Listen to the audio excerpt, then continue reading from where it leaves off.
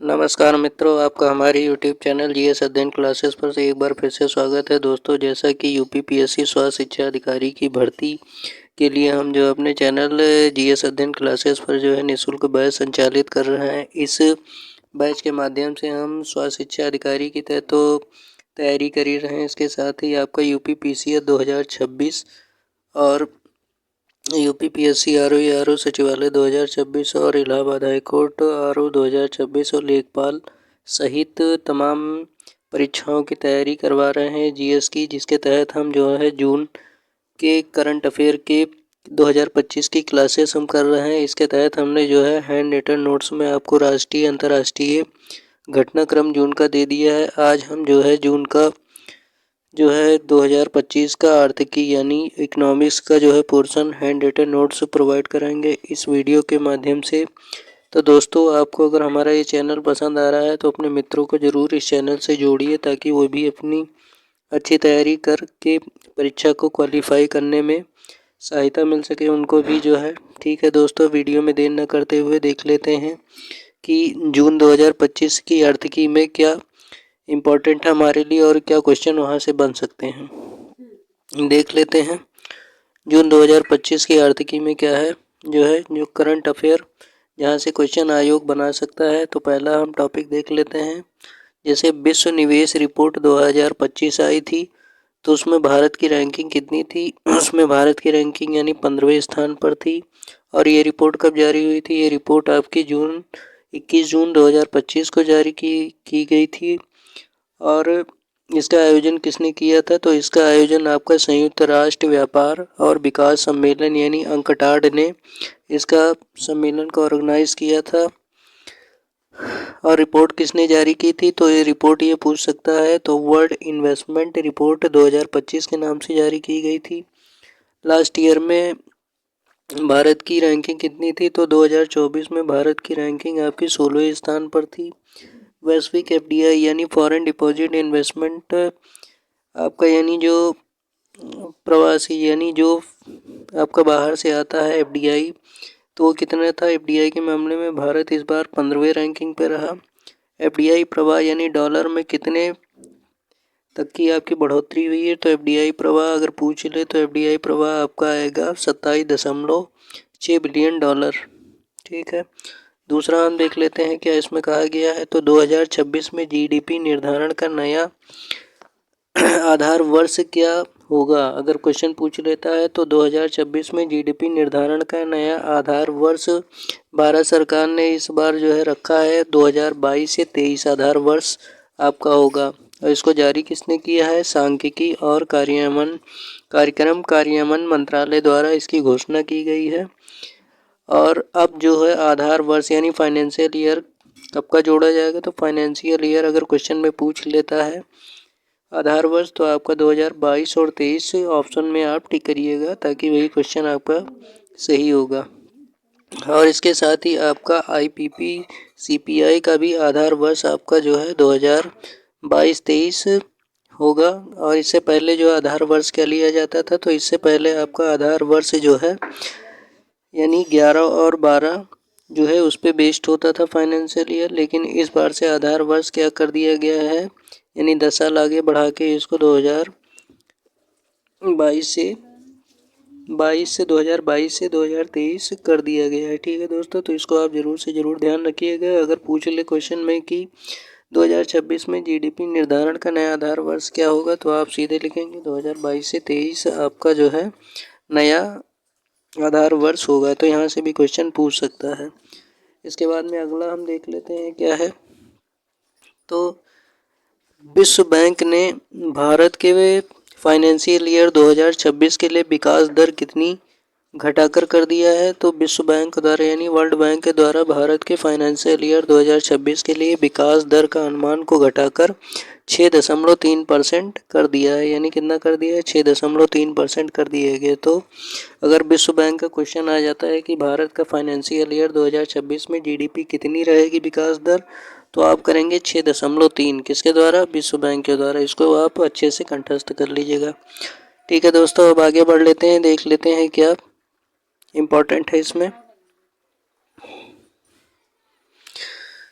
तो आगे अगर हम बढ़ते हैं तो देख लेते हैं कि भारत में अत्यधिक गरीबी दर 2022-23 में घटकर कितनी हो गई है। तो आप लिखेंगे, आप आंसर करेंगे 5.3%, यानी कितनी भारत में अत्यधिक गरीबी दर 2022 और 23 में घटकर कितने परसेंट हुई है। अगर ऑप्शन में 5.3 आ जाता है तो आप इसको सही मानेंगे, और ये किसकी रिपोर्ट के अनुसार है, तो ये आपका वर्ल्ड बैंक के अनुसार जो है बताया गया है। फिर इसमें और देख लेते हैं क्या है।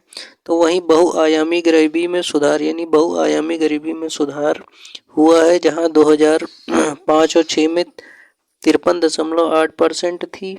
यानी 2005 और 6 में जो है बहुआयामी गरीबी कितनी थी आपकी 53.8%, जो कि 2022 और 23 में कितनी हो गई घटकर।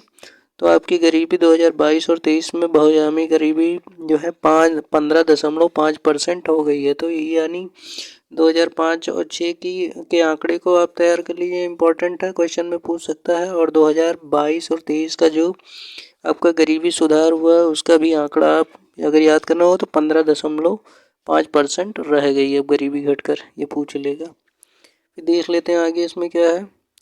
तो भारतीय रिजर्व बैंक ने रेपो रेट घटाकर कितने परसेंट की है, यानी जून महीने में 2025 में भारत ने रिजर्व बैंक ने रेपो रेट घटाकर कितने परसेंट कर दिया है, तो 5.5% आपका, यानी मौद्रिक नीति समिति MPC ने लगातार तीसरे साल घटाकर कितने परसेंट किया है, तो 5.5%। ये अच्छे से आप याद कर लीजिए, यहाँ से भी क्वेश्चन बन सकता है। फिर देख लेते हैं एक नई योजना SPMEPCI योजना, यानी ये कब लागू की गई है आपकी, तो ये योजना आपकी 2 जून 2025 को भारत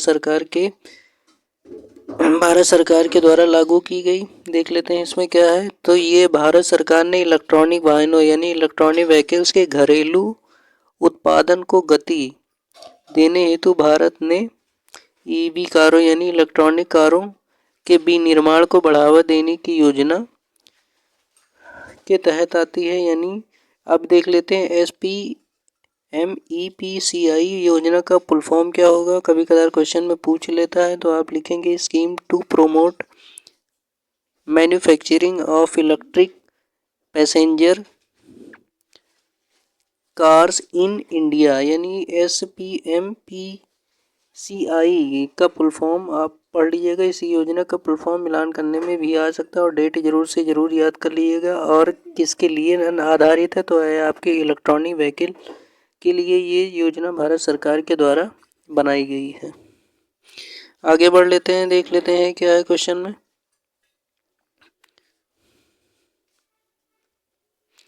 तो आगे अगर बढ़ते हैं तो ADB यानी एशियाई डेवलपमेंट बैंक, ADB का फुल फॉर्म ये होगा।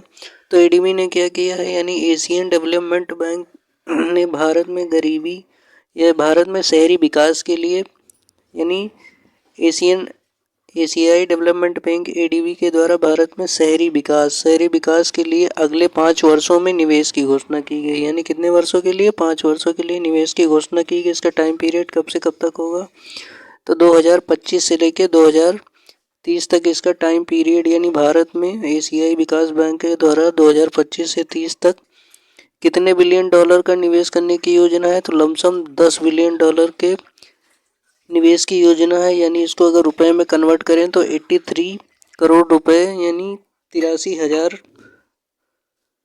करोड़ रुपए एशियाई डेवलपमेंट बैंक जो है भारत में निवेश करेगा। किसके लिए, तो शहरी विकास के लिए। अब आगे इसमें देख लेते हैं, ये पैसा शहरी अवसंरचना जैसे मेट्रो का विस्तार, मेट्रो के लिए नए रीजनल रैपिड ट्रांजिट सिस्टम यानी RRTS के लिए कॉरिडोर और शहरी विकास पर ये पैसा खर्चा किया जाएगा। फिर यहाँ पे क्वेश्चन ये भी पूछ सकता है कि वर्तमान समय में एशियाई डेवलपमेंट बैंक के अध्यक्ष कौन है, तो आप आंसर करेंगे मसातो कांडा। मसातो कांडा आपके जो क्या है एशियाई डेवलप विकास बैंक के अध्यक्ष हैं। आगे देख लेते हैं।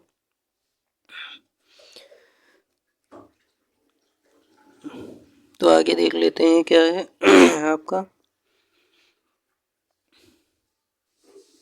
तो भारतीय रिजर्व बैंक द्वारा रुपए के अंतर्राष्ट्रीयकरण की दिशा में पहल, यानी भारतीय रिजर्व बैंक के द्वारा जो है अंतर्राष्ट्रीय यानी रुपए का क्या कर दिया गया है, अंतर्राष्ट्रीयकरण की दिशा में एक कदम उठाया गया है।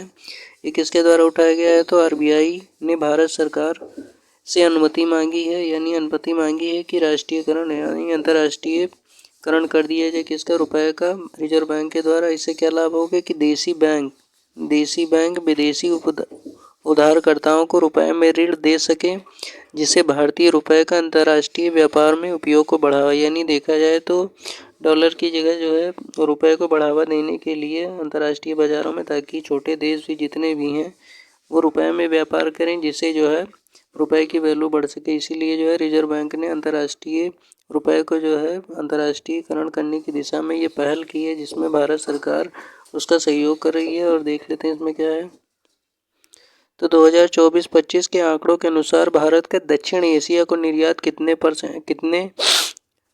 डॉलर रहा है? तो 25 डॉलर बिलियन रहा है, यानी 25 बिलियन डॉलर आपका जो है दक्षिण एशियाई देशों को भारत का व्यापार हुआ है जो है। ठीक है, तो ये जिस प्रकार से हमने जो है जून महीने 2025 की जून महीने के जहाँ से क्वेश्चन बन सकते हैं उसको शॉर्ट फॉर्म में एंड रिटन नोट्स के माध्यम से जो है सॉल्व करने का प्रयास किया है कि कहाँ से कैसे क्वेश्चन बन सकते हैं। तो जो कीवर्ड है उसको आप ज़रूर से ज़रूर याद रखिएगा। यहाँ से भी क्वेश्चन आपके स्वास्थ्य शिक्षा अधिकारी और समीक्षा अधिकारी और जो है पीसीए 2026 की परीक्षा में देखने को मिल सकते हैं।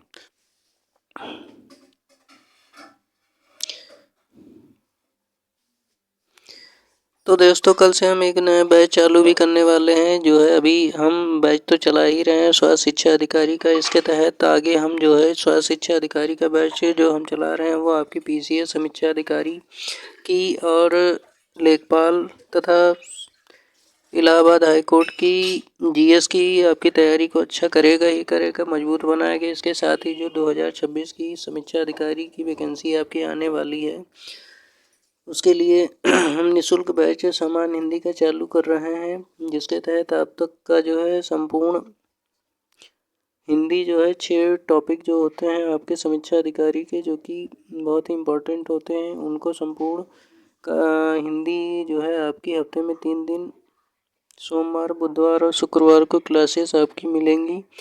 तो आप ज़रूर से ज़रूर हमारे इस बैच को ज्वाइन करिए, फ्री है, बिल्कुल निःशुल्क है। तो यूट्यूब को ज्वाइन करिए और अपने दोस्तों को भी हमारे यूट्यूब चैनल जीएस अध्ययन क्लासेस से जोड़िए, ताकि वे इस बैच को से जुड़ सकें और समीक्षा अधिकारी की परीक्षा में हिंदी की जो महत्वपूर्ण होता है उसमें 55+ क्वेश्चन आपके बिल्कुल सही कर पाएँ। तो दोस्तों कल से ये शुरू होगा, तो आप हमारे चैनल को ज़रूर से ज़रूर ज्वाइन करिए।